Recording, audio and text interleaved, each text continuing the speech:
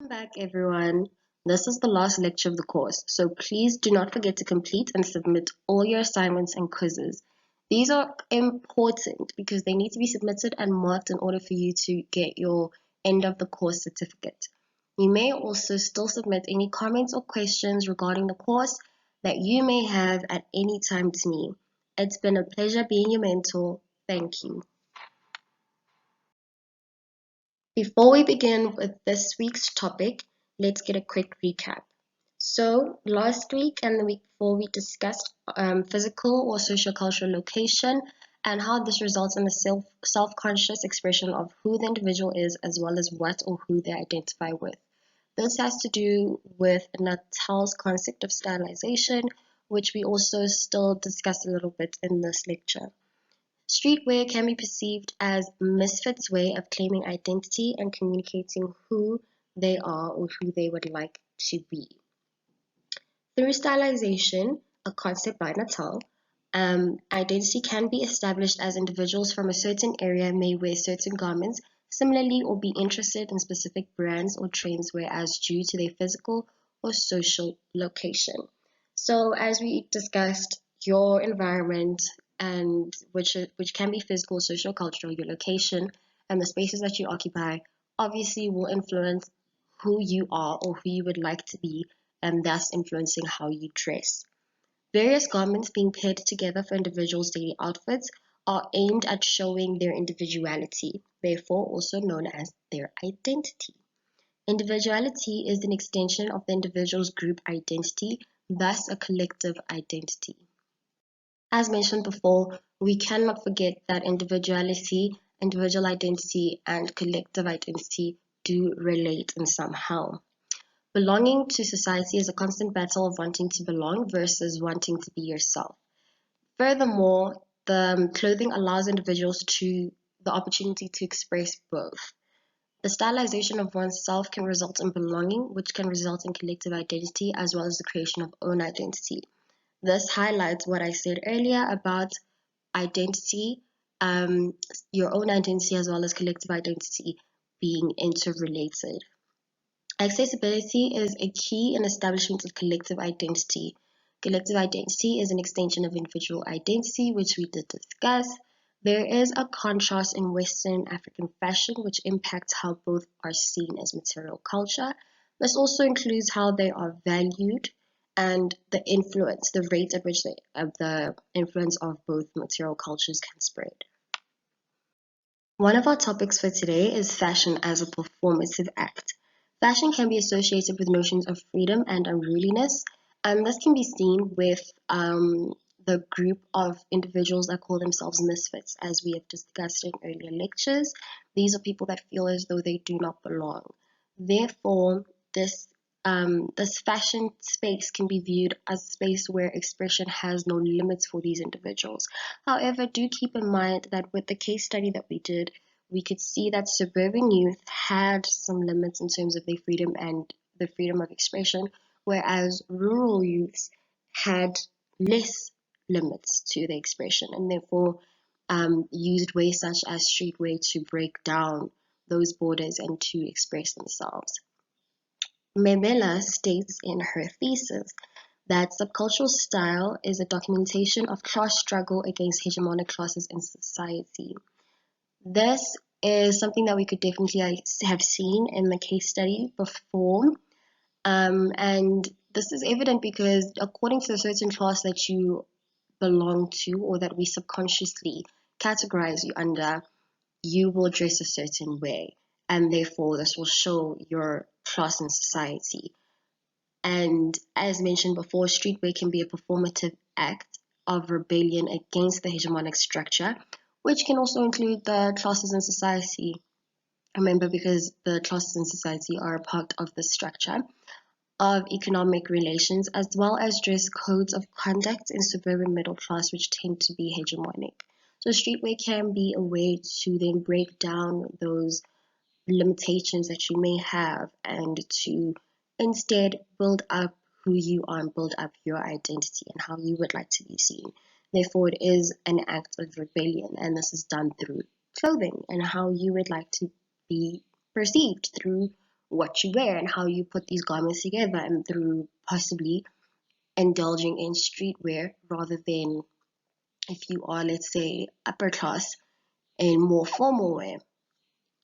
This is now seen in our case study that was done in South Africa, where there is an increasing desire in the youth to dictate their own culture, and therefore doing this through the combination of the current generation's increased knowledge on global and local music, style, and fashion, as well as the knowledge of their environment and the country's past. This all influences their desire to dictate their own culture. Clothing, remember, is seen as a means of communication, and therefore it is performative because communication can be done in a performative way.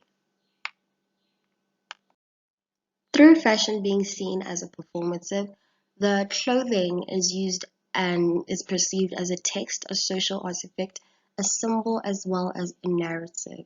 And through the discipline that we're studying, which is anthropology, it allows you to see fashion and anthropology come together.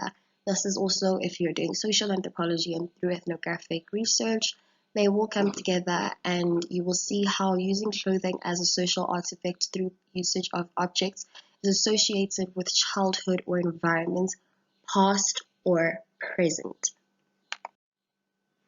The various uses of clothing therefore become a way to frame our various narratives as individuals in relation to constructing and performing personal and social identities. Um, this is now, as we had mentioned, how clothing coming together shows who you are, also shows your story, and then it becomes performative because it's you telling a story, and it's an act of you being a narrative and being a voice for your environment or for your childhood or whatever you may want to express and tell at that point in time. Fashion being an allocation of a space where seemingly out of place dress codes or dress practices such as streetwear can be established. This is then achieved when fashion is performative. And through these identities, though not mainstream, they can be communicated to each other and to others outside of your environment and your space. Fashion as a performative can be a means of communicating from one class to another class or from one space to another space. The main point is to narrate something and to show that you stand with something. So then that clothing then becomes a text and becomes a way for people to hear your message and to understand what you may be standing for or standing against, or what you may just be trying to tell people in general. These are just a few examples of how fashion can be used as a performative act. You can see at the 2021 Met Gala, a celebrity decided to use their dress as a way to get a message across. The Swiss Fashion Week decided to show fashion as a performative in their own way by trying to express a feeling, an emotion, trying to get that out of the audience. Rihanna, there on your right hand corner, that is a celebrity just using their everyday fashion, their everyday style as a way to express who they are. That can also be seen as performative because you are narrating something yourself. At the bottom, there's just a magazine cover basically of another way that fashion can be seen as performative, where you have slogans or messages printed on various items such as t-shirts, sweaters, hats, and pins. Now to conclude, we have discussed the concept of stylization by Natal quite a lot, and this concept has indicated the importance of the relationship between clothing as well as the environment, or rather one's location. And remember, this can be a physical or socio-cultural location. The construct of identity can evolve and also allows for forms of selfhood to create a sense of belonging for those that may have felt misunderstood. So through fashion and through clothing, you can create a way for you to belong based on the way that you dress and how you put these items together, as well as perhaps the designers that you wear.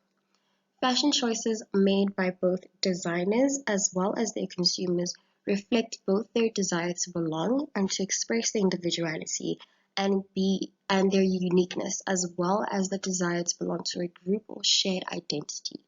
This also, remember, can include their desire to express their own identity.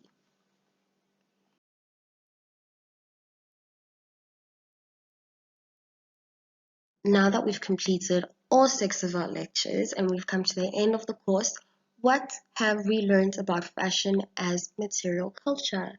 Let me know in the comments. To summarize it up for you, this is what I can say are some key elements to what we have learned about fashion as material culture over the past 6 weeks. We have learned that culture has various layers to it, and therefore that makes culture a little bit tricky to define, but it does have its characteristics. And this all the characteristics result in the way that we see culture and the way that we treat culture and how culture evolves. And in order for us to understand culture, it's essential for us to look at it holistically, and therefore a holistic view of culture does include material culture. This is not to be overlooked because material culture can tell us something about the environment, the spaces that people occupy, the way that they behave, as well as their relation to objects, basically. Clothing and fashion are different concepts, however, they are included in material culture.